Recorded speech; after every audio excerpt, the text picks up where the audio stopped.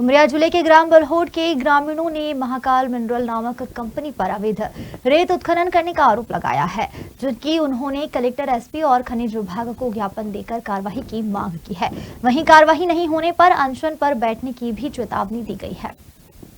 मध्य प्रदेश में मोहन सरकार के आदेश के बाद प्रदेश भर में अवैध रेत उत्खनन वालों पर पुलिस प्रशासन के द्वारा शिकंजा कसा जा रहा है, लेकिन उमरिया जिले में खनन माफियाओं के हौसले बुलंद हैं।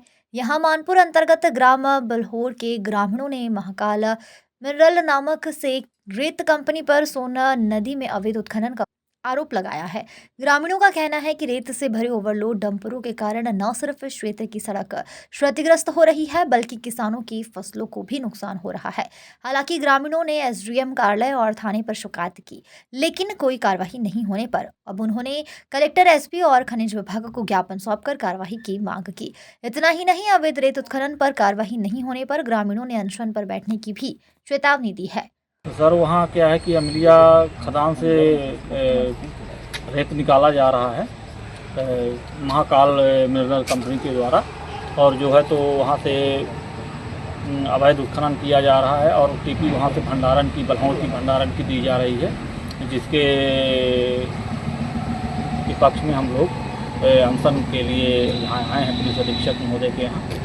ज्ञापन देने से पहले आप लोगों ने कहीं और भी सूचना दी है? जी, इसके पहले हमने एसडीएम साहब को दिया, थाना प्रभारी को दिया था, और आपके माइनिंग में भी हमने शिकायत की थी, लेकिन उस पर कोई कार्रवाई नहीं की। आगे क्या आप लोगों की इच्छा है? आगे यदि अब इस पर कोई कार्रवाई नहीं की जा रही है तो अब हम अनशन पे बैठेंगे सभी ग्रामवासी। करीब कितने लोग होंगे? करीब 100 के आसपास हैं। आपने कहा टीपी सही जगह की नहीं दी जा रही है, क्या जी, है? टीपी भंडारण की काट रहे हैं और रेत जो है तो अमलिया खदान से उठाया जा रहा है। क्या नाम है आपका? मेरा नाम रवि द्विवेदी है भैया। क्या समस्या है? समस्या ये है सर कि अवैध उत्खनन कर रहे हैं ये लोग।